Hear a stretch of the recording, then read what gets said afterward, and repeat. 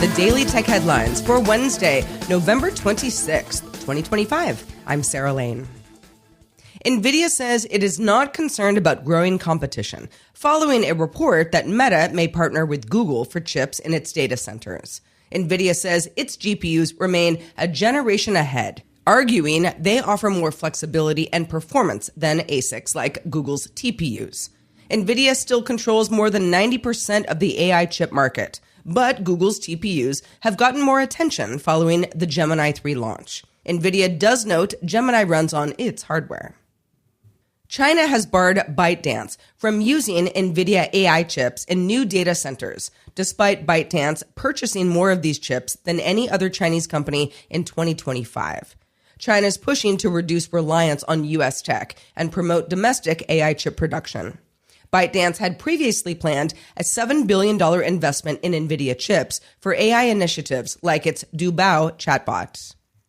New research from Counterpoint shows iPhone 17 demand is putting Apple on track to replace Samsung as the world's top smartphone maker for the first time since 2011.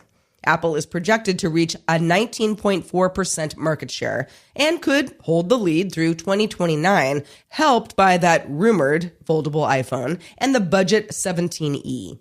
Samsung still had the lead last quarter with 19%, followed by Apple at 18%.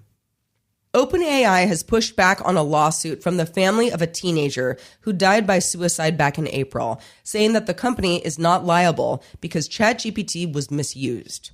In a new court filing, OpenAI argued that the teen bypassed safety rules, violated age restrictions, ignored crisis resource prompts, and had a history of ideation before using the chatbot. The family's suit accuses ChatGPT 4o of reinforcing harmful thoughts and helping plan death. OpenAI says the model was properly tested, cited its liability limits, and argued that Section 230 shields it from the claims, also pointing to additional safeguards launched after the incident. The European Commission is pressing Shein after a French consumer watchdog found that the platform is selling illegal items that included childlike adult items and Category A weapons. The EC says Shein may pose a broader systemic risk under the Digital Services Act, which applies heightened scrutiny to very large online platforms. France has already opened a criminal investigation and is seeking a 3-month suspension. This is the Commission's third request for information this year, and officials say further action is possible as they continue monitoring Shein's compliance. EU member states agreed on a softer version of proposed online child protection rules that would not require big tech platforms to detect or remove child sexual abuse material, or CSAM. Earlier proposals from Parliament pushed for mandatory scanning and reporting. The new position asks platforms to assess and mitigate risks, but leaves enforcement and penalties to individual countries. Companies can continue voluntary scanning after existing exemptions expire, and the law would create an EU Center on Child Sexual Abuse. Lawmakers now need to decide on the final text of the rules. Uber and WeRide have launched fully driverless robotaxis on Yas Island in Abu Dhabi. The service serves UberX and Uber Comfort rides and uses WeRide's GXR vans with more than 20 sensors and room for 5 passengers.